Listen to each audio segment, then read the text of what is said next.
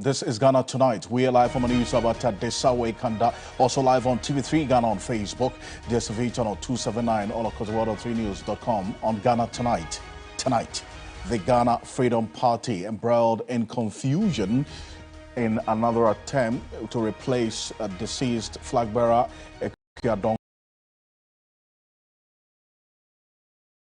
We unpack issues surrounding the seeming controversy in the Ghana Freedom Party and also explore what the next step will be for the party, because we've seen 2 letters and some videos which have not been denied, as a matter of fact, by the Electoral Commission. Stay with us here on your Election Command Center.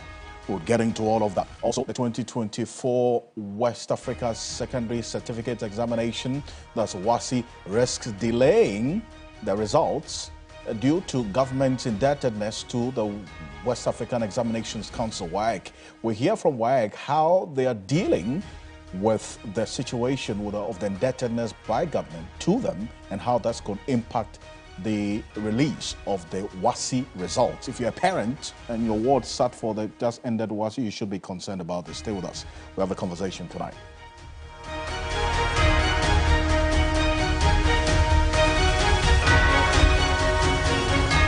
On your Election Command Center, on the international front, we spread our tentacles beyond the borders of Ghana as millions of Americans across the United States are casting their votes. In fact, polls close as returnee Donald Trump and Kamala Harris vowed to become the next president. We have some analysis and live reports from various states in the United States tonight, as always. You're an integral part of the conversation. Let's hear from you. The hashtag we're using is Ghana Tonight on Facebook and on X. Let's get talking.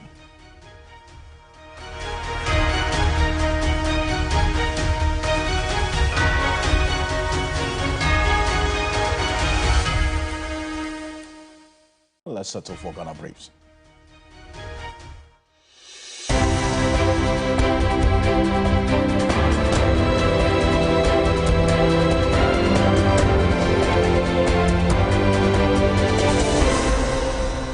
Confusion has rocked the Ghana Freedom Party after the Electoral Commission gave the party 10 days to provide a candidate to replace Madam Ekuadonko following her death. 2 letters have emerged in the last 4 hours, with one indicating the party has found a replacement. The first letter, signed by the General Secretary of the party, George Afo, said the Ghana Freedom Party has nominated Philip Apiakubi as the candidate to replace former flag bearer Ekuadonko Pursuant. The other letter, issued a few hours before the first one, signed by the national organizer Richard Botre, with the title Notice of Withdrawal from the 2024 December 7 elections, and addressed to the WAEC, said Executive Committee of the party have decided to withdraw from the impending December elections.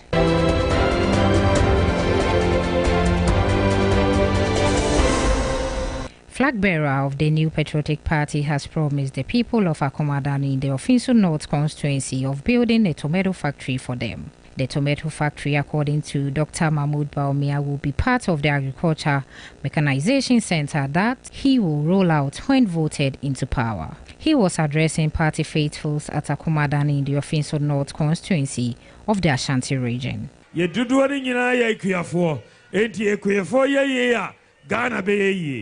Enti nyame adoma efidia yede ama every district say yemfanye kwan no mede efidia yebeboa akuafo yede be hihye district agric mechanization centers ama every district ade ai me pesa me yeso eboa akuafo ewo Ofinso North yebeye tomato factory amamo.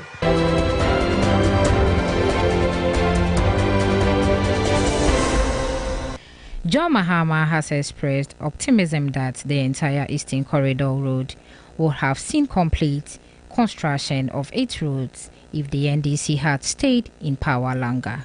Chastising government for halting the construction over an unjust audit, John Mahama says he remains committed to seeing the completion of the road infrastructure in his next administration. Me and I'm Kopesika. And they started free go shago a year quina bedru damanko. Anka NDC na waswa. Anka ya betra he na na kasa anka on ka kwan asem. If so by now we wie sa kwan no. And so for fi anto ata e na fi abai mu. ɛno ɛna kwan na adwene ne nse ɛda hɔ no ɛnɛ meba mehu sɛ yɛde machine abɛto so efie wɔtwe monya ho hwee aka bosom ɛne fa ne sɛ yɛbɛto aba afei wahu MPP fo yɛde machine abɛto so saa na ɔmoteɛ ɔmode machines bɛba abɛto so yɛto aba wie ya pam na yɛbɛsoa machines no kɔ ɛnso Eastern Corridor Road ɛyɛ daesoma yɛ papa Professor Mills enyaayɛ a ɔn na hyɛ aseɛ me bɛgye no a me bɛyɛ president ɛna me to aso.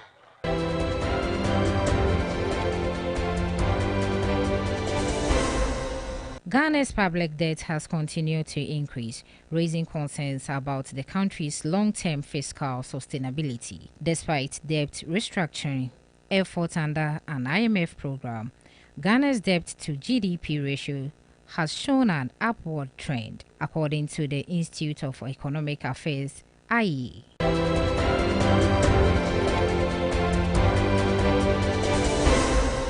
Development in Ghana is set to become more targeted from 2025 as the National Development Planning Commission (NDPC) works on a medium-term national development plan. This new strategy will allow the government to design budgets based on specific community needs, aiming to empower local areas and enhance regional planning. Speaking at the policy launch, Acting Director General of the NDPC highlighted that the plan will guide resources allocated to priority sectors, aligning national goals with community resilience and growth objectives. Principal objective of that plan is to inform the national budgeting process. What it then means is that by July next year, 2025, all these things will have to be ready and inform the Ministry of Finance. We do it together with them in the budgeting processes. Now, it's indicative. It informs them. So technically, if we do it well, we can tell, for example, all the educational needs of, say, a district or a region like Greater Accra. We'll do for all the regions.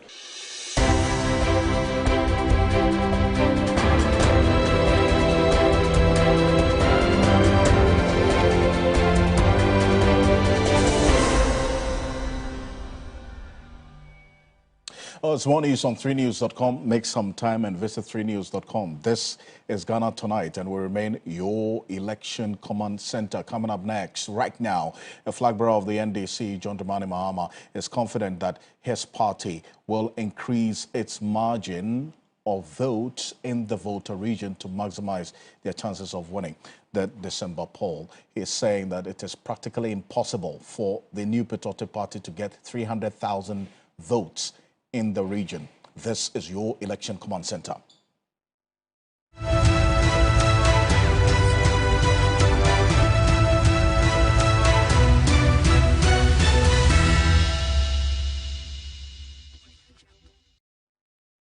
You recall sometime last week, Richard Ahiagba, who's the Director of Communications for the NPP, addressed a press conference in the Volta region and indicated that the party has the objective of increasing their showing in the Volta region up to about 300 to 500,000 votes. That's the objective that the NPP is going into this election with. And it is this particular statement by Richard Ahiagba that John Mahama responded to during his tour of some parts of the OT region as well. Let's take a listen to John Mahama. We'll get into the numbers, the trends, and what exactly the story is in there, and whether the MPP's hopes and aspirations and objectives and expectations are supported by the trends and the numbers as has played out in the Volta region over the elections gone by. Take a look. How optimistic are you over the votes from the OT region and the Volta region specifically? The last election, we won all the constituencies in the OT region. I'm positive again that we can win all the votes in the OT region. We want to increase the votes that we get from the Volta region and the OT region. And I'm sure that if we're able to do that, also increase our votes in Greater Accra. Greater Accra, we won it the last time with only 76,000 votes. We need to win it by about 300,000 votes. And we need to widen the gap in Volta region. MPP got about 100,000 votes in Volta region the last time. We got about 800,000. We need to decrease the votes that they get in Volta region. Up to 300,000. That's a pipe dream. A dream? It's a pipe dream. I don't think MPP can get 300,000 in Volta region. Mark my words, we'll look at the results when they come. Yeah, they can't get 300,000 in Volta region. We're going to win it.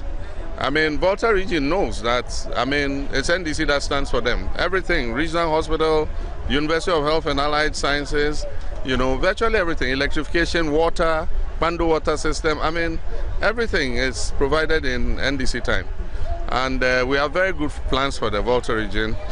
We want to, Volta and OT, we want to do one of the special agri processing zones in Volta and OT, because the good thing, I mean, God works in mysterious ways. There's no mining in Volta and OT, and so you can see how lush the vegetation is. I mean, they will have some of the most beautiful vegetation in the whole country, and that's a blessing from God. And so tourism will flourish there, and they produce so much cassava, so much maize, so much yam, they produce ginger, they produce pepper, they produce everything. And so if we're able to put in the processing capacity, they produce rice. And some of the places, they produce the rice, they just sell the paddy. If we put in rice processing mills, we can brand it OT aromatic rice or Afife perfumed rice or something. And then we can market it so that we can cut down the amount of food we import. And so we're going to pay a special attention to those two regions and see how we can put in agribusiness and agro-processing. When we're in office too, we're trying to raise the production of cocoa. So we established nurseries. At the time we came, cocoa production was very low in Volta region. We set up nurseries, we get free seedlings, we help the farmers, and it. Well, that's the flag bearer of the NDC, John Dramani Mahama, there, and he was responding to that direct question by my colleague, Komla Kluche, who is with the John Mahama campaign team, that exclusive interview that Komla had with him, that specific question about the objectives and also the expectations of the NPP in the World Bank, the stronghold of the NDC, that's the Volta region, which is expressing that optimism that they're going to increase, the NPP is going to increase, is showing to between 300 to 500,000, says that's going to happen. It says it's a dream that will not come true. But then again, what do the numbers say? What do the trends say? What are the underlying issues there? Let's delve into the historical data with Richard Kwashi, who's the general manager of MG Digital here at Media Journal, and we're getting into the election command center dashboard right now. And Richard, what are we saying in there? Well, from what the MPP is saying and what the NDC is saying, meaning what John Mahama is responding to the MPP, it looks like John Mahama may have the upper arm in this case, because it does look like a very Herculean task for the MPP to get 300,000 votes in the Volta region when you're looking at the results that have come through over the past couple of years. So if we go through to the results trend, what you would see is that the biggest growth for the NPP has happened in the 2016 election, where they were able to move up from the single digits and were able to get up to 10.81% of the total votes in the Volta region. I see. But that does not even amount up to 100,000. And this is for the presidential? This is for the presidential election, right. Or this is for the whole country election, which right. is in that case, right? So that does not amount up to 100,000 or even half of the total voter space when it comes to the Volta region in that 2016 election. Now, when you look at the last election, which is the 2020, their share even went up a little bit when you look at just percentage-wise. Right. But when you correspond it with the gains that was made by the NDC, it's almost nothing. So MPP rose up to 14.7% in the last election, which brought them up to about 101,000 votes in the Volta region. Right. But what the MPP is saying, to get 300,000, that's almost 3 times what they have done in the 2020 election. So if we stay the statistics as we're looking at it, with all things being equal, then the NPP is looking at what? Increasing their, in percentage terms, to over 38 to 40%. as against the 101,210 that they garnered in the presidential, in the Volta region. Exactly. But then the NDC had almost 85%. Yes, 85% in that particular election as well. But it still remains the stronghold of the NDC. It is the stronghold of the NDC. But for the parliamentary, let's look at the parliamentary and why the MPP has this particular objective. Is it because I see in 2020 they won one seat there in the Volta region, the Hohoe constituency? Tell us about that. So when you look at the history of the Hohoe, it is one of the only constituencies in the Volta region that the NPP has been able to make strong inroads into the parliamentary results, right? So you will see again here, that's our dashboard is showing that there was a net gain of 1 because 2016 was 0 seats for them in the Volta region. And then, of course, in 2020, they were able to gain that Hohoe constituency, which gave them 1 seat in that space. And, of course, because they gained, the NDC also lost just by 1. But when you look at the historical trend again for that same region, it would be the first time that the NPP has ever made any inroads into the Volta region. Now, it might be something that they have come up with strategies that they wish they can be able to replicate come the 2024 election. But when you look at the trends, it does not fully support that they will be able to make that 300,000 votes or even be able to capture more seats in the Volta region when it comes to the parliamentary elections. I see. Let's do the pointers. Look at the trend analysis there, as you have just pointed out right now, because that also tells a direct parallel story, as you have put in there. And the fact that they showed up in 2020 in the parliamentary, that the strategy you hear Richard Ayaba talk about is that to the extent that they have 1 seat in the Volta region, they're going to increase it. Then they have that objective of mapping out another strategy to increase their showing in the Volta region. But based on the parliamentary, does the history support that? Clearly, from the trends? The history does not show that growth trajectory for the NPP when it comes to the Volta region, whether it is parliamentary or even the presidential results, right? So what you see again is from the period of 2000 to 2016, the NDC has practically cleaned it out. It was only in 2020 that they lost a seat to the NPP. Now, prior to the 2004 period, some other political candidates, independent and other small parties were able to gain some seats. So in 1992, about 5 seats went to a different party other than the NDC. Same thing happened again in the 2000, where just 1 seat went to another party other than the NDC. But when you look down from 2024 all the way down to 2016, it's been NDC. It's been NDC throughout for the Volta region in terms of both parliamentary and also presidential results. And this Election Command Center dashboard is available. It's interactive. It's you can interactive. Get in there and get to see what is in there for at least for the viewers and those who are watching us right now. Yes, it's interactive. You just go to 3news.com/elections. You will get a version of this dashboard where you can really go through, see what the history is in there. And of course, we are making some updates and also adding what we call the voter projections based on the polling results that we have, or the opinion polls that we are getting, to then also show what the projections or the voter intentions are come 2024 elections. It couldn't have come at a better time than this. Richard, thank you. Thank you very much for having me also. Richard Koshi is the General Manager, MG Digital, and we're deploying all our arsenals here on your Election Command Center to ensure that you, the viewer as well, are carried every step of the way with us, so that you get to know what is at play before, during, and after this crucial election that we have ahead of us here in this country on your Election Command Center. It's some 32 days to Election Day, December 7. This is the countdown.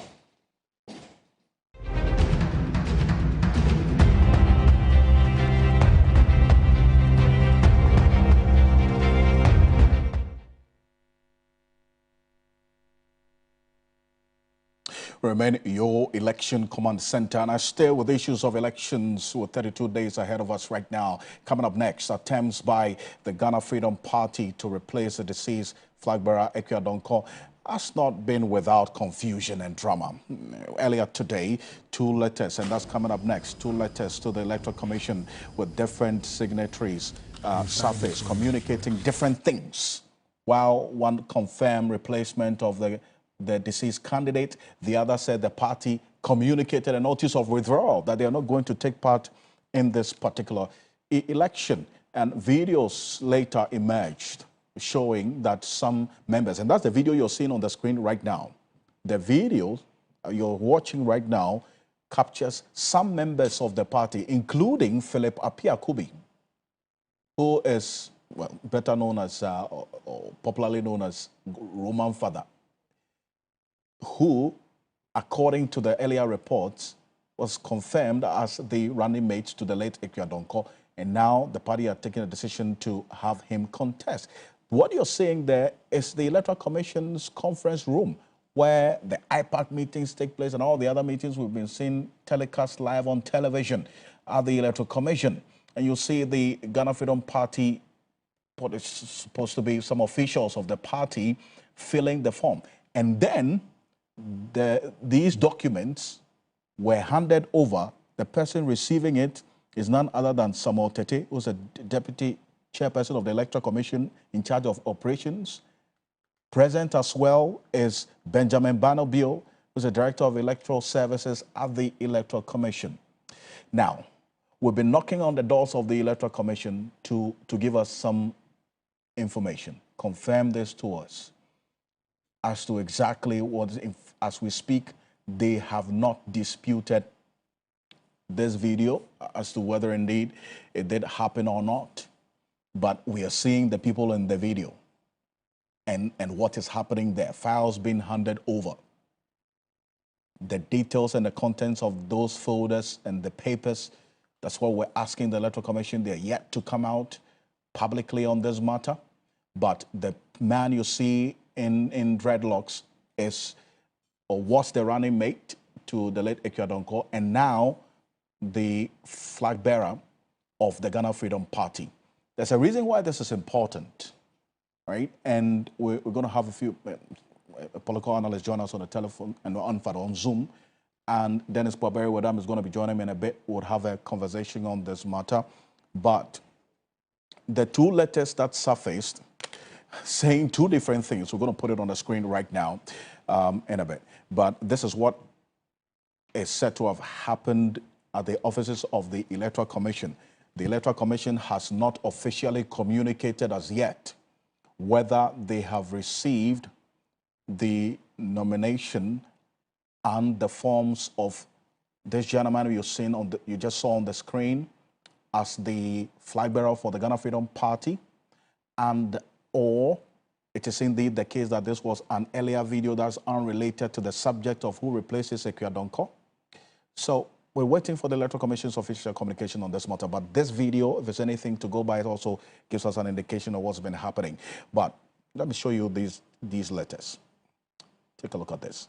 The first letter that came through was notice, this came earlier in the day, notice of withdrawal from 2024 December polls. The National Executive Committee of Ghana Freedom Party, in consultation with the family of Equiadonko, the late, has decided to withdraw from the impending December parliamentary and presidential election. That was the communication in this one. This decision, they said, irrespective of how difficult it may be, has been reached to posthumously honor the commitment and sacrifices by our late founder and presidential candidate as the only person to send her candidature to her grave. Any inconveniences this decision may have caused the Commission and its calendar for the December 7 election is deeply regretted. We will also be ready to participate in any future election. But this letter was signed by one Richard Botry, who was described as a national organizer of the party. There are some phone numbers down there. We've been calling those phone numbers. Nobody is picking up. At one point, the numbers went off. Since then, whoever Richard Botry is has been unreachable. That's the first letter. Let's look at the second one. This was the notice of withdrawal. The earlier letter that came before this one also communicated something else. And take note of this. All of this has the Electoral Commission's receipt stamp on it, acknowledging that indeed the Electoral Commission had received all these two. This one says, nomination of new candidate. I bring you greetings from Ghana Freedom Party. I make reference to your letter with reference numbers, goes on and on.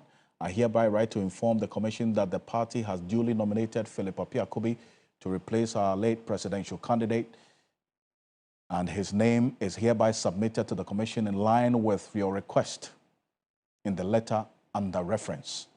And this was signed by George Afful, General Secretary of the Ghana Freedom Party, copied to the Deputy Chair in charge of operations. And, well, the Deputy Chair in charge of operations, Samuel Tete, is the one we showed you in that video, receiving the documents from this gentleman who has been communicated as the flag bearer of the Ghana Freedom Party, replacing Ekuyadonko. There are dynamics to this, and why this is really of importance to, some have said, both the MPP and the NDC. Dennis Poberi, Madam Esquire, is here. What are we seeing?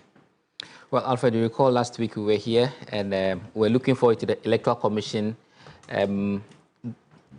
issuing a statement on the next line of action. And around this time, the Electoral Commission had issued a statement, and this is just by way of recall, where the Electoral Commission had acknowledged what had happened.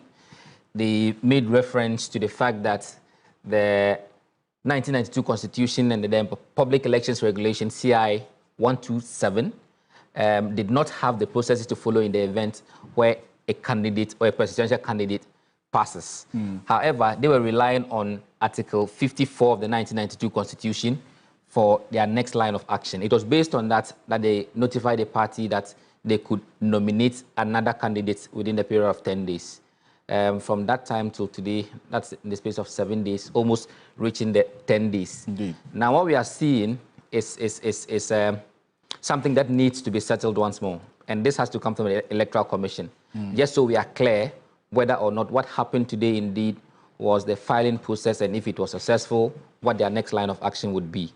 This is important because the Electoral Commission had indicated by their notice on this day, 29th of October, that there were no clear processes as to what to follow. What it means is that they will then give direction what happens next. Right. However, the dynamics at play, and that largely feeds to the reaction that greeted the letters that were out there. If you follow the conversation on social media, you would realize that there were some groups who were jubilating over one of the letters, which purportedly was for a withdrawal of the GFP from the race. From the race.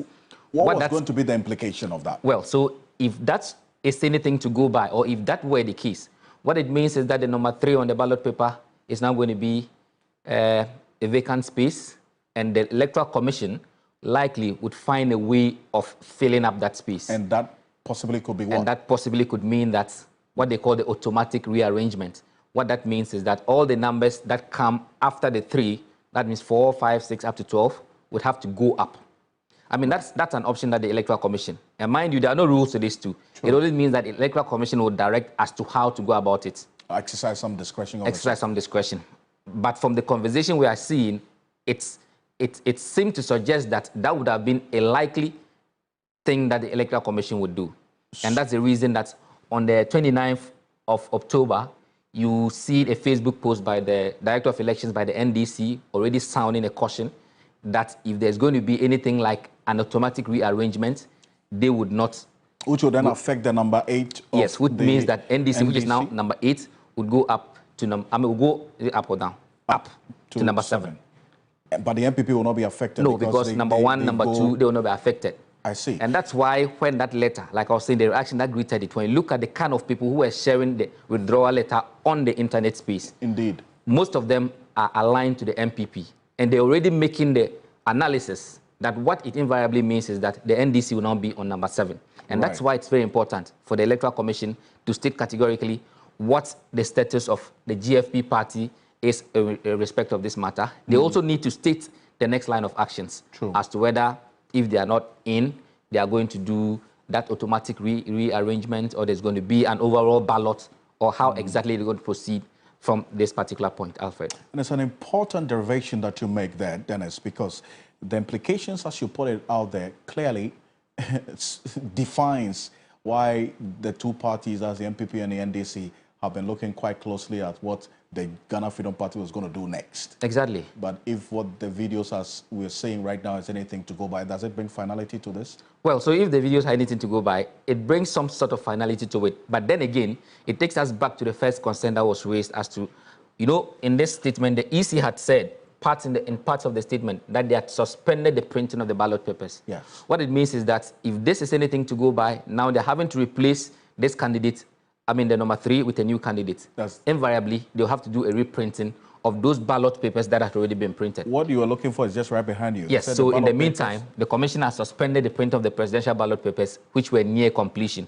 What it means is that what we are seeing on the screens by way of some persons at the EC office filing some processes, if that indeed is the GFP party and it's gone successfully, then it means all these that have been printed already wastes. We have to print again so that we can have the gentleman's face on the ballot paper. The almost 19 million, you said? Unfortunately, that's the price you pay for democracy. Printing all over again? Yeah. Wow. Dr. Jonathan Asantiotre is a senior lecturer, political science department, University of Cape Coast. He's been watching this particular issue play out in a very interesting way. There are 2 issues we're going to have a conversation with him on. But Dr. Jonathan Asantiotre, thank you so much for joining us here on Ghana Tonight. Thank you, and you're welcome, my friend. Based on what Dennis has said, it clearly defines the heightened interest that both the MPP and the NDC had about what was going to happen next with the Ghana Freedom Party after the demise of Ekadonko, and because of the impact on the ballot paper. Now we are seeing the videos of a gentleman now presenting some documents to the Electoral Commission. The EC remains tight-lipped on this matter. You expect them to speak as soon as possible? Yeah, certainly. They must ensure that, the dust settles, so we continue with the printing of the ballots, especially the presidential one. I believe that there is no need for any kind of confusion. If it is a party, so to speak, then obviously it has its structures. And I believe that the structures do not in any way allow a national organizer to say otherwise, that they are contesting or they are not contesting. I think that the General Secretary might have done what is right, and that is it. They have filed and they are going to contest. Now, the issue then comes with the Electoral Commission. What role do they intend to play? Now, if they want to muddy waters and try the first option that Dennis was talking about, then they're going to create a lot more confusion. And obviously, people are going to get angry, and they will definitely, and the image of the EC will even suffer the more. Because there's no way the NDC will accept the fact that you are just going to do an automatic adjustment so that if Ekadonko's party is now going to contest, then it means that the 4 will become 3, the 5 will become 4, 6, 5, 7, 6, 8. It's not going to happen. What if they, and even if you want to do that, it is not backed by law. And certainly that is not going to work. So if it is to the understanding of all and sundry, then it means they're going to do a fresh balloting. And you can imagine the cost implications. So if Madam Ekadonko's party is not going to contest, obviously they can yank them off, but they have to remain on the ballot box for peace to prevail, so that she will still be the number 3. If you want to vote for her posthumously, you can go ahead, but those votes will be invalid. And that is the only way I think that the law is going to be applied. Anything outside this, I think that the image of the EC will go into will suffer, a lot more than how it has suffered. And I don't think that they want to opt for that particular option. And with the videos that we are seeing now, and I mean, you would understand why there's no certainty in the minds of people, even with the video evidence of documents being handed over to EC officials, captured on video, receiving them, because we only knew Ekadonko as the leader, founder, and everything of this Ghana Freedom Party. We didn't even know the general secretary, or we only got to know the running mate at every point during the elections that she partook in. So what is the next, in your view, the fundamental expectation of the Electoral Commission in the coming days, especially because their officials are captured in this video that we have? They should stick to the law. If they don't want to create any kind of mischief, I think they should stick to the law. And that is the only expectation that will keep their heads above the water. And that in itself also go a long way to cement the fact that they are now building a kind of good image in the minds of Ghanaians, especially You remember what happened at IPAC when it was telecasted live. And so these things have helped the image of the EC for some time now. They wouldn't want to get embroiled in this kind of confusion. They should stick to the law. The notice of poll has already been done. Presidential ballot papers have already been printed. It has just hit a snag because Madame Okedonko unfortunately has passed on. And that is it. If they feel that they've not done border consultation, and I believe what you're saying is right, because apart from the MPP, NDC, probably Afafanto, and even Bediako, we don't even know who Bediako's executives are. You see, it is just a one-man show. And so it is quite surprising that somebody would spring up and say that he's the general secretary. We don't even know when the elections were done. And that is the more reason why the EC ought to crack their whip. Because we know that some of these smaller or minority parties, so to speak, they have a certain agenda. It is not because they are concerned about they winning the elections when they know very well they're not going to win. It's a matter of, getting opportunity at IPAC and either lobbying one of the two major political parties, so to speak, and then they get some kind of benefit. Because under normal circumstances, no rational human being, knowing very well that you don't even have executives, you don't even have national whatever, and yet you go and file, pay 100 and whatever thousands of CDs to file and become a presidential candidate. What are you hoping to achieve? I mean, well, in all sincerity, why do we do this? There must be a certain higher motivation, and that is some kind of benefit, on doing one of the two, or doing the bidding of one of the two. And that, for me, if the ECs over the period, are to crack the whip, things of that nature will not find any space in electoral processes. Okay. Well, and I thank you for your thoughts on this, Martin, but stay with me, Dr. Jonathan Asantewotwe, because it's another issue of concern as well to our viewers, which I'm going to seek your thoughts briefly on. Coming up next year on Ghana Tonight, ahead of Parliament recall on Thursday, November 7, Speaker Alban Sumana Kingsford Bagman, Right Honourable, will tomorrow address the press on recent developments in the House. And this is coming up next here on Ghana Tonight. We are just getting this information just about an hour ago. So this is a developing story which we're keeping an eye on quite closely, fresh on the plate here on Ghana Tonight. We got a statement from the Speaker's office. We'll put a statement on the screen right now for the benefit of those listening to us on 3FM 92.7. The letter, and then in fact the statement from the Speaker's office says for immediate release. Speaker Bagman to address the media on Wednesday, 6th November 2024. That's tomorrow. It says in straight and short, the Speaker of Ghana's Parliament, Right Honourable Alban Sumana Kingsford Bagman, will address the media on recent developments within Parliament and broader issues concerning democratic development in Ghana.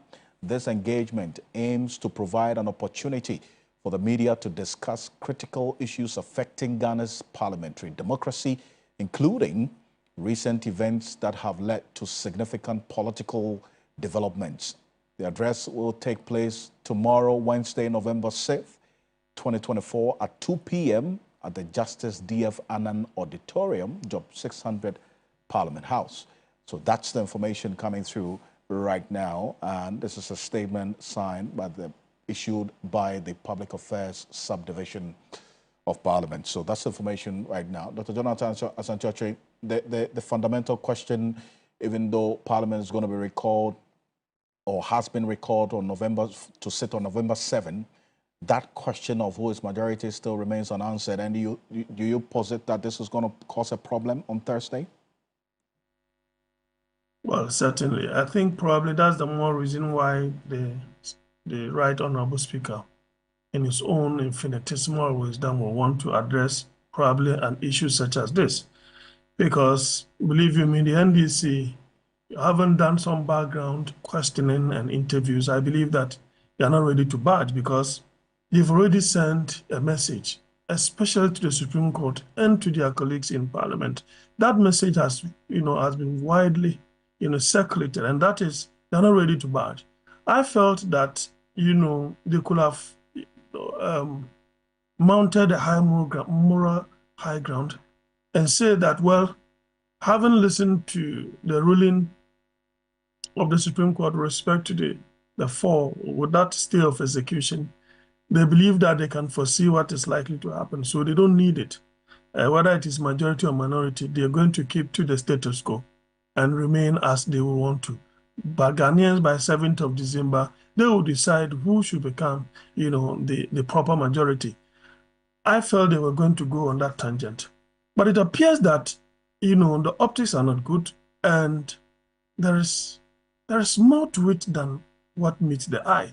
And it's not everything that can be put, in the media space. I think that when the letter says that democratic development in Ghana, that in itself is a mixture of issues. And I think that the speaker will want to speak, over these particular issues and probably leave that to the consciences of all. I don't see what he will want to do, but is someone that, trust me, he can easily swerve both sides. And that is what I predicted on Class FM, and that's exactly what he did. But with respect to what is likely to transpire tomorrow, maybe he can decide to settle the issue, and take it off the storm in the way of the judiciary. Probably he may say that, and I think that the NDC caucus is ready to listen to him more than anybody else. If he says that stay of execution that has been thrown out because the Supreme Court says it lacks merit, he can decide to say, well, let us go by what the Supreme Court says. But I think that the man could easily swerve everybody once again. And that could also hit a stalemate. I appreciate your thoughts on this matter. We'll monitor how things play out tomorrow, and that's going to be live on TV3 and on 3FM 92.7 as well. So make a date, 2 p.m. tomorrow. And Dr. Jonathan Asanchotre, Senior Lecturer at the University of Cape Coast Political Science Department, thank you for joining us here on Ghana Tonight. Coming up next, the 2024 West Africa Secondary Certificate Examination. That's a WASSCE. That's a bit away from politics. Risk delaying, I'm talking about the results, risk delaying due to government's indebtedness to WAEC. We'll hear from WAEC how they're dealing with this situation. That's coming up next here on Ghana Tonight. And the release of the 2024 West African Secondary School Certificate Examination, that's WASSCE results, risk delay. This is because of the government of Ghana's indebtedness to WAEC. Now, let's have a quick conversation on this matter. John Kapi speaks for the West African Examination Council, WAEC. He's joining us on Zoom right now. Mr. Kapi, good evening. Thank you very much for joining us here on Ghana Tonight. And I've got some information that, first of all, I want to confirm from you. We're getting this information that because government owes you, WAEC, some money, that could impact on the release of the WASSCE results, correct? Thank you. Yes, I remember before we started the exams, I indicated that the government had given us some amount of money meant for us to conduct the examination. And then in the aftermath of the examination, we would need some more money to be able to go through our post-examination activities and then process and release the results. So as we speak, yes, whatever money that was given to us and that was meant for the conduct of the exam, we've been able to, carry out that mandate. But no further funds have been released, and so we anticipating that, well, very soon some money will be released. Otherwise, they could have some effects on the post-examination activities. I see. So by post-examination activities, you mean the marking of the exam scripts? Yes, the marking of the WASSCE scripts, yes. I see, but apart from the marking of the WASSCE scripts, which other post-exam activities has been or could be impacted by this indebtedness to you? Basically, what we're saying is that it's a kind of chain that we are working with. Once the exams are over, we have to mark the scripts, process the results, release them, so that universities can also go ahead with their admissions, and then their academic calendar can also, take off smoothly. Now, if there's any delay on our part, it will also delay the academic calendar for the universities and probably it may have some effects on all other students who are going to any other tertiary institution for that matter. I see. So how much does government owe you, WAEC, now? Well, I don't have the exact figure here, but the total amount for the WASSCE for school candidates 2024 is 186.437 million. There are a few additional hundreds of cedis. All right, so before the commencement of the examination, the government gave us 60.9 million. So that's about a third of the amount that was needed. So we've been able to send officers out there. They've gone to do whatever they need to do. But now we need to also pay the personnel that we use for the examinations. We should be able to pay examiners who are going to start marking the scripts very soon, and any other persons that we engage, whose services we engage, to be able to complete the process of, marking and releasing the results. Well, and that's a big issue indeed, and we'll keep an eye on this one. Mr. Kapi, thank you for joining us here on Ghana Tonight, and parents equally concerned about this and how that could impact on the delay in the release of the WASSCE results. But thank you. It speaks for the West African Examinations Council. This is Ghana Tonight. We're going to go for this break. When we're back, we're going to have a special conversation on the United States elections, why you should be concerned about this, issues of foreign policy, trade, and how that impacts on Ghana. And guess what? Our city struggling against the dollar, and it is having a cascading effect on cost of living. So we must pay attention to what's happening in the United States. I have some guests joining me on this matter. Stay with us. We're back shortly.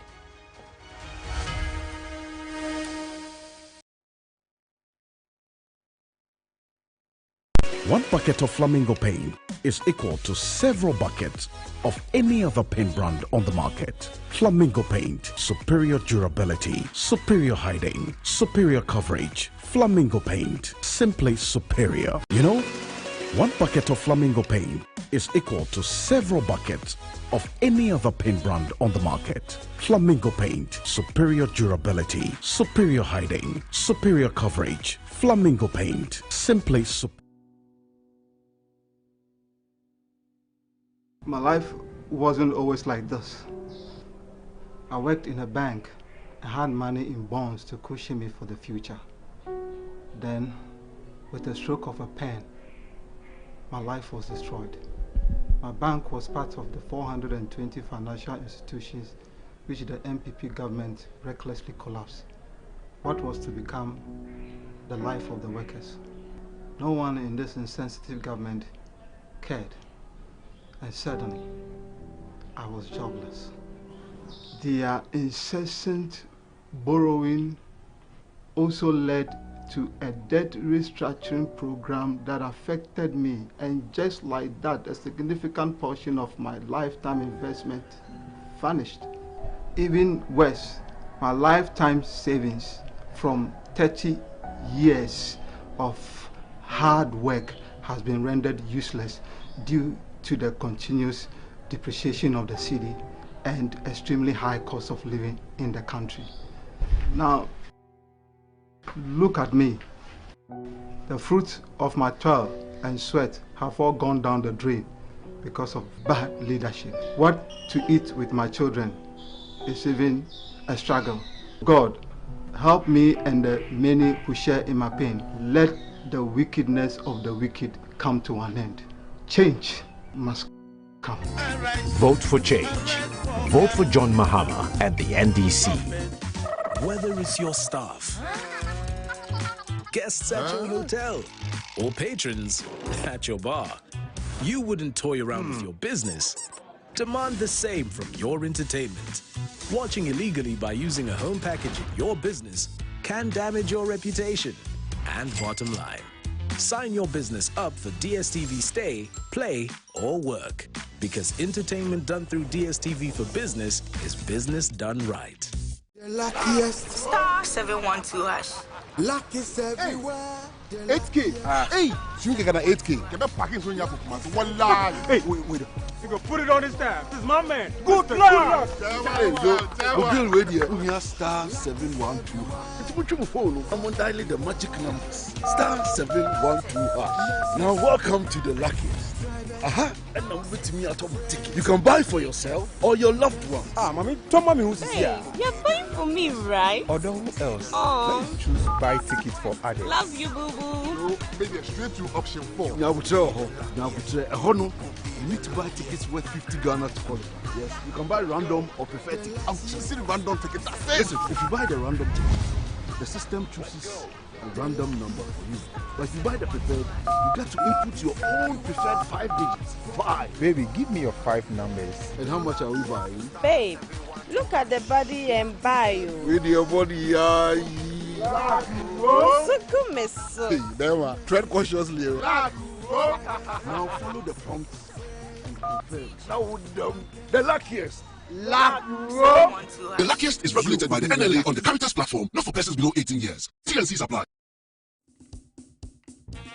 Nana, who are you voting for this year? How about area? As for this question, you need not ask. John Mama and the NDC, of course. Who else? You know there should be a change. Maybe I should have brought to our papa. Hey, Nana, born before computer. Yeah, do you still remember how to vote? I am so sharp. On December 7th, when I get to my police station, I'll take my voter's ID card to the EC officer. He will check, find my name, and give me a ballot paper. I'll inspect the ballot paper and make sure the EC stamp is at the back with no other markings around it. When I get to the box, I will just inspect the paper again, search for the umbrella. I will just put my thumb in the ink pad and stamp the empty box just by the umbrella, not on the line or Mohammed's face, but in the empty box just by the umbrella. Then I clean my hand, fold my ballot paper vertically and horizontally, and drop it straight into the presidential box. Nana, well done. On the parliamentary candidate, I'll just stamp my hand in the empty box just by the umbrella. Now I'm done. Give it back. Hey, na. Vote for change. Vote for John Mahama and the NDC. Franco Trading Air Conditioner is accepted by all. It is energy efficient and is good for our weather.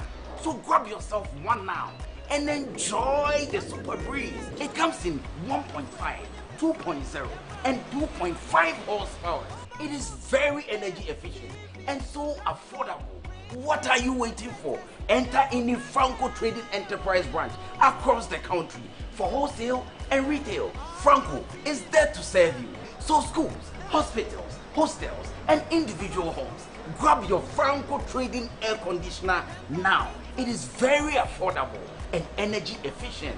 Franco Trading Enterprise, home of quality air conditioner. Franco Air Conditioner, numero uno. Papa Sammy, I beg if you find something small, give us. Bro Sammy, you see, don't be say boys no one do nothing and just they rely on handouts. Jobs no deal. I understand the hassle. Hope they come. John Mahama they come do the National Apprenticeship Program where he go sort you guys. Brother Sammy, waiting with that. John Mahama knows say no be everybody way won't work for office. Like me. That one day is true. Under the National Apprenticeship Program, young men and women where they won't learn craft will be enrolled under the program and attached to a senior craftsman who will train them for free. I beg you, mechanic day inside. Me like this. I don't want to learn mechanical, but the course no. Mechanics day inside. Organizing, dressmaking, fabric making, catering, hairdressing, tiling, painting. What they even sweet about this whole thing is say when you plead, the NDC government go make sure say they go give you certificate where you go fit take go look for job anywhere. That's sweet. Oh, that's be one waffle. Another one waffle thing be say when you plead, the NDC government go some set you up with startup capital and equipment to make sure you can start your own business. Wow! Afa! I dey go shopping my town wait 7th December. Vote for change. Vote for John Mahama and the NDC.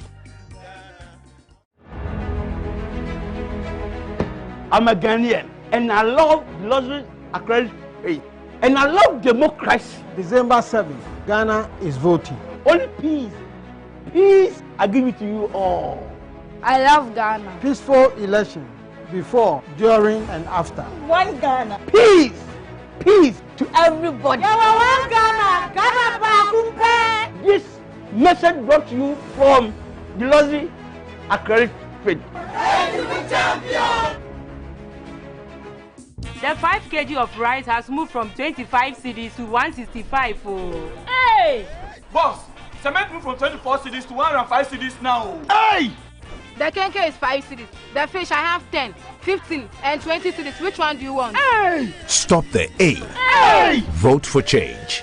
Vote for John Mahama and the NDC. Whether it's your staff, guests at your hotel, or patrons at your bar, you wouldn't toy around with your business. Demand the same from your entertainment. Watching illegally by using a home package in your business can damage your reputation and bottom line. Sign your business up for DSTV Stay, Play, or Work, because entertainment done through DSTV for business is business done right.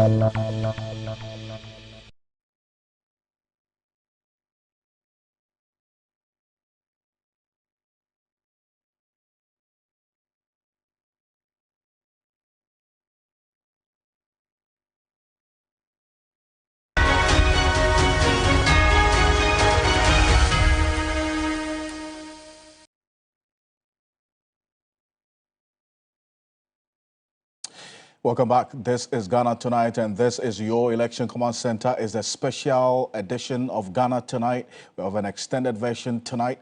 And coming up next, Americans are voting. In fact, when the stand has come to an end now in a tightly contested historic race, their vote will determine if America will put in the place their first female president since the country was founded, or return a former president to the White House, also being the second, or we'll say the first since the 19th century, for that matter. Now, before Election Day, more than 82 million persons had already cast their ballot. Now, with what we are saying now, this is your Election Command Center, and already joining me in the studio is Professor Enoch Enchi, who is a governance and policy analyst, is the dean at the Academic City University, former president of the Ghanaian Association in Ohio, and also on Zoom right now joining us is Abdul Sani Rahman, who is international affairs correspondent connecting with us from New York. Gentlemen, good evening. Thank you so much for joining us on Ghana Tonight. Thank you, Alfred. I'm always thrilled to be here. Thank you, Alfred. Great. And Sonny, start off with you. You've been monitoring the election since the first ballot was cast earlier today. Now, tell me, what have the voters been telling you, interacting with them throughout the day? Well, Alfred, if you look at how voters are trooping to cast their ballot, essentially tells you how important this national exercise is to them. And of course, looking at the issues that have taken center stage in the campaigns, issues that voters are considering to decide who will be the next president of the United States. I can tell you It's almost 6 p.m. here. The weather has changed and it's already dark. You're seeing people carrying family and friends to polling centers to cast their ballots. This tells you that it's not just a one-man, one-woman exercise. Everybody is involved in the exercise. People are bringing their children, people are bringing their friends and family to come and cast their ballots. Quite an important exercise for citizens of the United States. In terms of the issues, as you asked, of course, immigration has been an important issue since the start of this campaign. Immigration, not just with the African community, as widely purported. We know there are a chunk of natives from the Middle East, from Asia, from South America, from South Central America, who are also in the U.S., who have come through the southern borders and are looking to regularize, are seeking asylum and a whole lot of immigration privileges. So that tells you that the issue of immigration is not only an issue that Africans have interest in. A lot of people also here who have come from these territories that I've indicated are also interested in immigration. Alfred, also, Europe has an enormous interest in this election. If you look at what has been happening in terms of the global security, the issue of Middle East and, of course, NATO issues, we know former President Donald Trump, while in office between 2017 and 2020, pulled out the U.S. from NATO and was asking that the NATO members, especially those from Europe, Germany, and the rest, should be paying more, should be contributing more, just like the U.S. is doing, or else it's not going to fund NATO activities in as much as the fact that these are allies of the United States. So Europe is quite worried that if former President Donald Trump returns to the White House, he may threaten to cut the substantial support that U.S. is giving to NATO, and that may undermine their security. Looking at what's happening in Europe with the Russian-Ukraine war, Alfred. And you spoke to some of these voters earlier today. I want to take a listen to them and what they told you. We're in. I think that our country, I want to say, has been like in a state of a downhill spiral for a really long time. And I feel hopeful that the candidate that I voted for is going to change all that for us. I'm not saying it's going to be a change overnight, but I'm saying it's a step in the right direction. Obviously, as a woman, that was a huge priority for me, that our rights were protected. And so this election to me means a difference between women having, protected rights over our reproductive system to like not having those rights. Because I'm making sure people know about the New York Equal Rights Amendment to protect us here in this state, preserve the right to abortion, and protect us from other forms of discrimination that we see sweeping across this nation. In America, our rights are under threat, and that's why I'm here to help protect our rights. It's absolutely no question that Kamala Harris is the choice for America and the world, because what happens in America affects the world. Donald Trump is a threat here and to you and all across the world. His term made the world less safe. We're seeing the repercussions of that globally. Abdul Sani, stay with me, and I saw how Professor Eno came to with us, and clearly there's a lot that you can draw in terms of parallels and similarities between what's happening in the United States and Ghana, Professor Eno came to, because there's a if there's a things are going right now, possibility of either Kamala Harris becoming president, and that's going to be the first female president of the most powerful nation on earth. Think about that. And then also, if Donald Trump becomes president, it's going to be the first former president to have been re-elected since the 19th century. And we're looking at what's happening here in Ghana right now. And if the NDC wins, Professor Nana Jeno Poko-Agyemang becomes the first female vice president in the history of Ghana. And if John Mahama wins, also becomes what? The first former president to seek re-election and the win. We also have the vice president seeking election to be president. Kamala Harris is vice president, seeking to be elected as president. There's a lot apart from other things that play out quite closely. But these are the issues at play right now and reason why there are millions of people out there to vote. Abortion, immigration, the economy, unemployment, in fact, is top on the burner for them. And it's top on the burner for Ghanaian voters as well. Jobs, says it's all about economy, stupid, is it not? Yes. Good. Now we see gun control, foreign policy, race as well. Let's start off with the issue of foreign policy. Donald Trump is not a multilateralist, really. He's an American through and through. He's looking to make America great again. Why should Ghanaians be concerned about this? Well, Shakespeare said that this above all, to thine own self be true.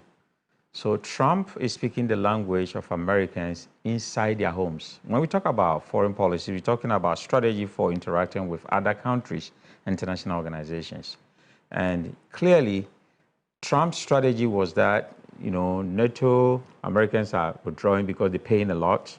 If you come to UN, American pays a lot. So they thought that, his team thought that Americans are doing a lot for the world. So let's come back and then help Americans and make America great again. And Americans bought into that idea that he's thinking about us instead of Democrats always taking our money and giving it to the poor countries. So he's speaking the language of most rich people. And that is why you even saw that Elon Musk, who is the richest person in the world, donated $1 million to his campaign. Clearly, people don't know that. In a number of states, he gave $1 million to individuals. Yes. But rich people, most rich people are Republicans because Republicans have policies that favors the rich, the business people. I see Mark Zuckerberg as well. Yes, supported his campaign. Rich people. So anytime I go to American politics, I say that most rich people are Republicans. And it's because if you have your own businesses, they have policies. The political party of Republicans have policies that give tax cuts and tax breaks to the rich, thinking that it's going to have a ripple effect on the poor when they employ the poor people. Well, it hasn't worked. There's an outlier to that, isn't it? Yes, it hasn't worked. Bill and Melinda Gates also supported Kamala Harris. Exactly. So they have money. But Kamala Harris is pushing, if you listen to most of the voters, she's pushing for the rights of women. And that is catching fire for her. That so women have the right. So yes, abortion. Abortion one. You know, how they have targeted as an abortion, it is pro-choice, pro-life. If you look at the history of America, you know, Republicans always go for values when they are doing their policies. It trans values. And then Democrats go for policies, but always values trans policies. And that is why Republicans have won more presidential races than Democrats. So if you look at this issue, Republicans are looking at it like, you don't have to do an abortion when, you know, you have a baby because we need the babies. And it's not only that, but you know that there are churches that also support that. The Catholic Church, for instance, support that. So this is huge than people think. But I think that it's also an area that women think that we have our right to decide whether we want to keep our babies or abort the babies. If our lives are at risk, or I'm raped, and some of these issues, I don't want to keep the baby. So let me have my right to decide what I have to do. So not only that, when we talk about immigration, everybody's talking about immigration. Immigration is a big issue because we have a lot of illegal immigrants. Republicans are saying that come to America, but come legally. Because there are a lot of illegal. But I can tell you, Alfred, that if you go to Texas and some places, you have a lot of Mexicans coming in there, and then you can deport them, and they'll be looking at you laughing because by next month, most of them will be back. And everybody is Jose Garcia with one passport. So what do you do? See, so that has been a very big issue. But you also have a situation picking cherries, picking, watermelons, picking a whole lot of farm work that these illegal immigrants have been doing it because the citizens have not been doing some of these work. You call a cleaner to come to your house and clean, and you see a Mexican or sometimes a black person coming to do some of these for you. So when we talk about unemployment, the unemployment rate in America is now about 4%. So it's very low. But affordable housing has also been one of the issues of immigrants. How do we live the American dream of buying homes? Right. And being able to pay for it. But if you are receiving $12 an hour, $15 an hour, how are you able to take care of some of these bills? So immigration is a big issue. Abortion is a big issue. Unemployment, not that, because anywhere you find that there are people are hiring, you can find a job to do. But I also think that gun control should be watched. Yes, gun control is actually should be watched because number 4 on our radar. Yeah. We've had a lot of high school children going to schools with guns and then shooting and killing, and all that parents can do is to go and cry, and then these young kids are buried. And I think that Democrats are doing a great job about background checks, you know, e-verify, and making sure that these kids are not going to school with guns. So that is an issue that we should check. But lastly, the foreign policy issue that you raised about, I think highly that Trump, we've seen him before and the way he handles the foreign policies. He drew the whole world to himself in America, behaved like whatever America says should be fine now. And Europe didn't like that because they have an alliance. If you look at international organizations that America has signed as a member, we all have equal rights. Even when you come to the United Nations, we have countries with veto powers. But even if you talk about the foreign policy and its focus on Africa, specifically Ghana, I mean, for the Democrats, whom you would say have a friendlier foreign policy to Africa, specifically Ghana, Donald Trump never stepped foot. No, he wouldn't waste his time. You know, and even on the continent. But then again, look at Joe Biden. Joe Biden, until recently, until 2 or 3 weeks ago, that's when he came to visited Angola. Right? Yes. Kamala Harris was in Ghana here. You know, that's just over a year ago. Okay. But then again, you would draw some conclusions based on the level of commitment and then also the policies to accelerate trade. AGUA is one of the areas, is it not, that we've seen trade play out. But Sonny, and this is where I bring you in, especially when it comes to the conversations amongst the people of color, the black community there, and the minority groups that you've been talking to them. What have they been telling you amongst these 6 areas that we looked at on our radar?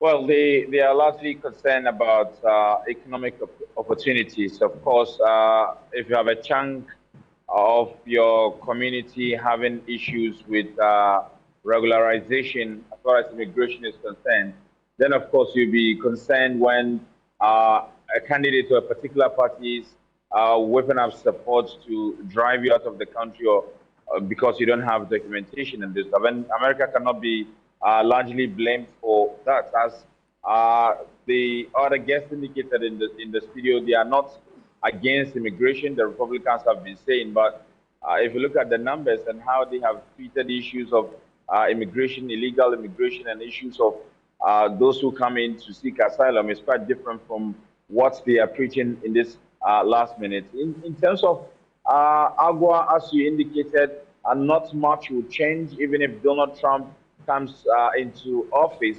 But the big question is, Donald Trump is promising to cut taxes and offer a lot of tax relief to the big companies, and that means the American economy will be losing some revenue. But he has another plan to ramp up that shortfall in revenue. Clearly, he's indicating that he's going to roll out some taxes. He's going to tax Chinese imports and others that are coming to the United States. And I mean, he did that when he was in office, and that resulted in some serious global trade. We saw the ramification on the global economy. We saw how prices skyrocketed in America and in China and other parts of the world. So clearly, this policy or pledge that Donald Trump has to cut taxes would offer relief to American businesses, the big businesses. But those who have businesses outside America who are producing and importing and selling to the American economy, to the American consumers, may bear the brunt of this policy. And according to some research we're going to be running through shortly, you have a lot of the voters saying they easily understand Donald Trump's message. Because, for instance, with what is happening between Israel and Gaza, he says he's going to be able to solve that problem in hours. It's not an issue for him, right? And he's talking about cutting taxes. It is that kind of communication that is resonating with the voters, and a number of them you've spoken to, is it not? Yes, certainly they have the view that Kamala Harris is policy light, and that clearly showed in the debate that's kind of sprung up her emergence as the candidate of the Democratic Party. There wasn't much policy conversation. It was some rhetoric and jabs at each other during that debate. That has largely continued. Donald Trump has clearly stated what he would do from the first day voted in office. But Kamala Harris also, even before Kamala Harris, we know Donald Trump and the Republican Party have been saying that, hey, if Kamala Harris has something to offer the American people, she has been in office for the last 4 years as running mate of Joe Biden. She should have consulted and offered her advice in terms of addressing the challenges facing the American economy and the American middle class.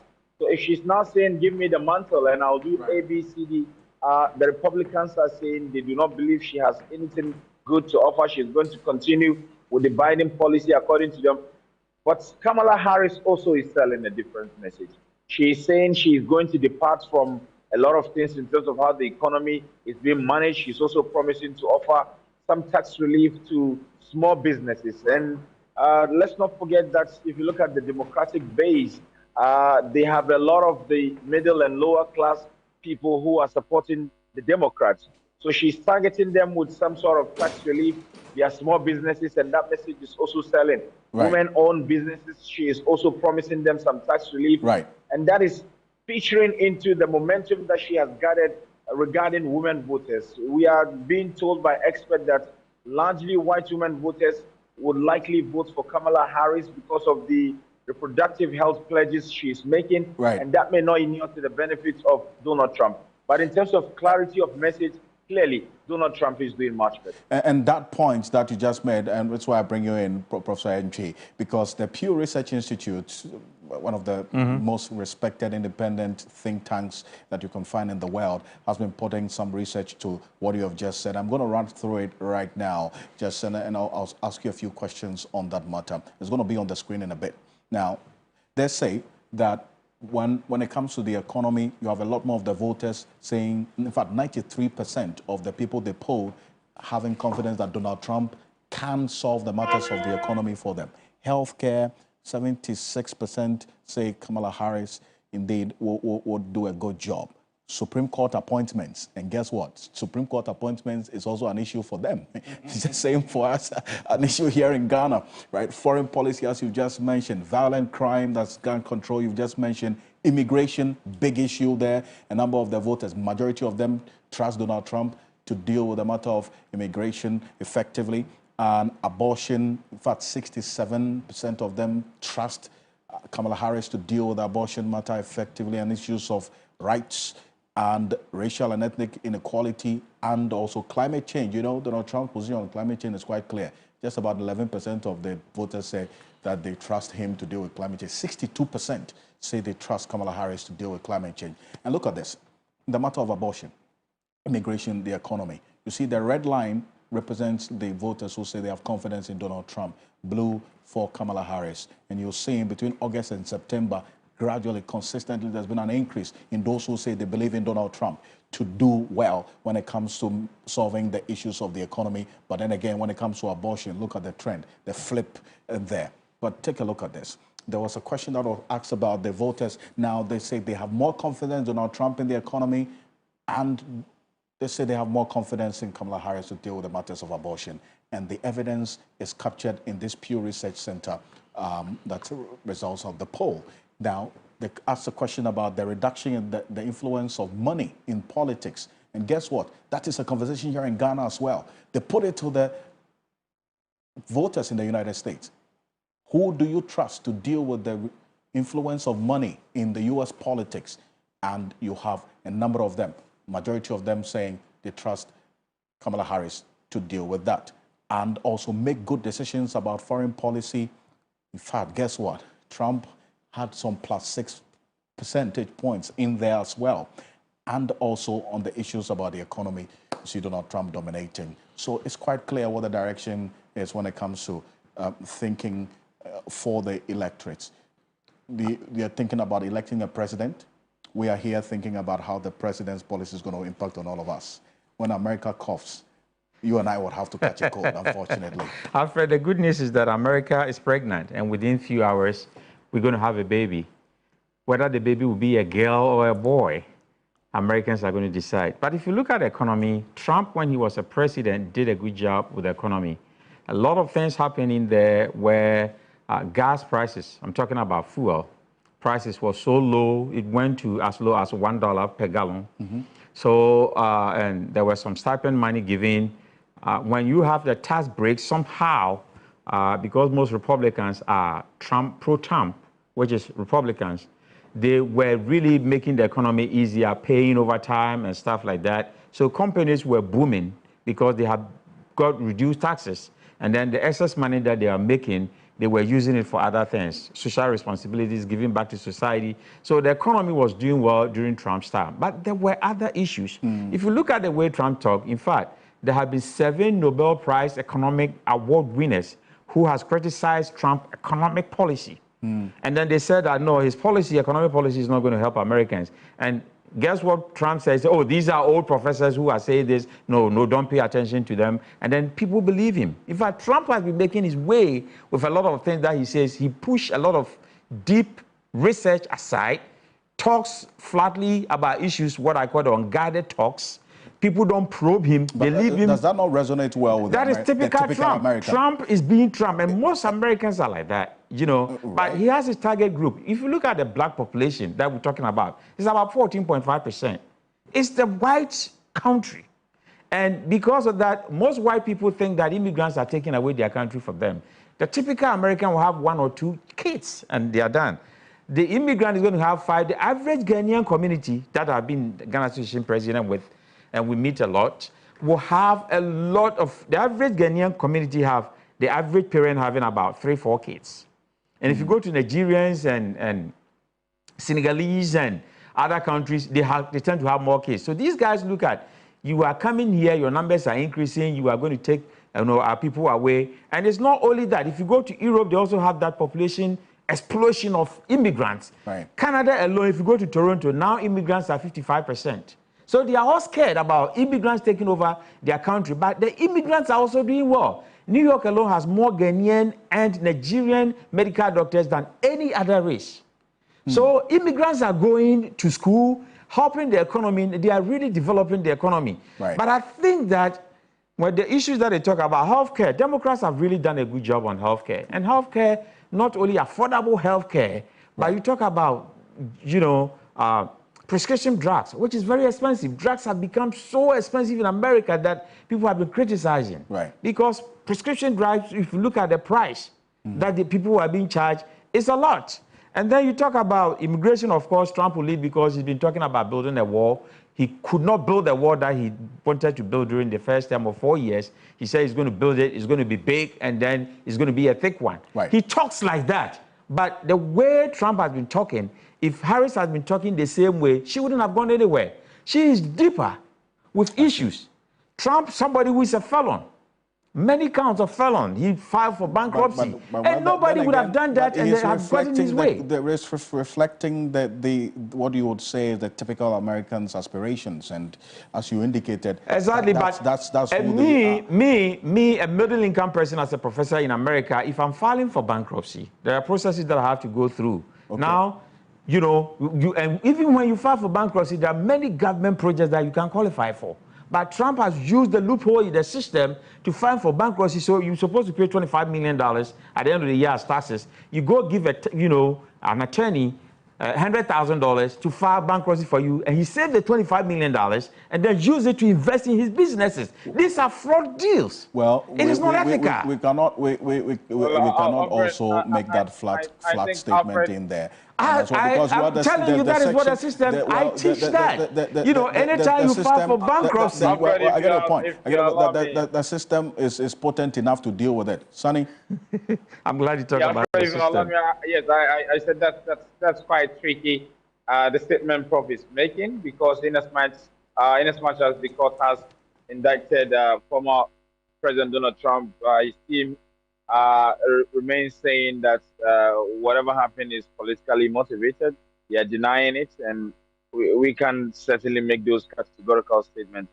But I think also the issue of relief that Donald Trump is promising, as Doc has been indicating, it's also the fact that that should interest the world economy, because if he goes ahead to press the tax buttons on importation, on manufacturing companies, on goods that come to America. The global economic system is becoming more integrated. We are seeing even Ghanaian businesses having more access to the American economy through AGWA, and a lot of entrepreneurs are doing a lot to survive and creating jobs and raking in revenue. So if he press on with more taxes as he's promising, that certainly would not augur well for small businesses, not just in Africa, but in China, in Europe, who are interested in accessing the American economy. But I thought of coming in to kind of water down the statements and the position. Indeed, and rightly so, as indicated earlier, as the system they have there is potent enough to deal with it and authenticate whether it is fraudulent or otherwise. We cannot and also associate with that and independently verify those particular positions taking. It is one that Professor Ocansey is convinced about, but we're here on your Election Command Center looking at the issues at play and where you are, Sani, as our international affairs correspondent. Clearly, it is not a resolute position that has been, as it were, pronounced upon as yet by the courts in the United States. And so we'll see how that also plays out, especially because the Republicans have vehemently denied that. Quickly, before we go. Alfred, quickly before Prof comes in, we're also learning... We're rounding up, yes. In the last few hours that the camp of Donald Trump is putting pressure on him to prematurely declare the election. And we've seen misinformation on social media, which the U.S. authorities have been working to debunk. And if it goes ahead to call the election even before vote counting ends, so many places, a chunk of the voting centers, a chunk of the states, the key swing states, counting of ballot hasn't even started because polls have not closed. And there is some concern in the country here that if it goes ahead with that plan, that certainly may cause confusion. That certainly may spark his base to think that he's been cheated in case the election goes south, and that could cause confusion in the country. Sani, appreciate you on this one, and I know that you're with us every step of the way until the final declaration, so appreciate you. Abdul Sani Rahman is joining us from New York in the United States. Also to you, Professor Ocansey, thank you so much, and this is not the last of you, so we're going to go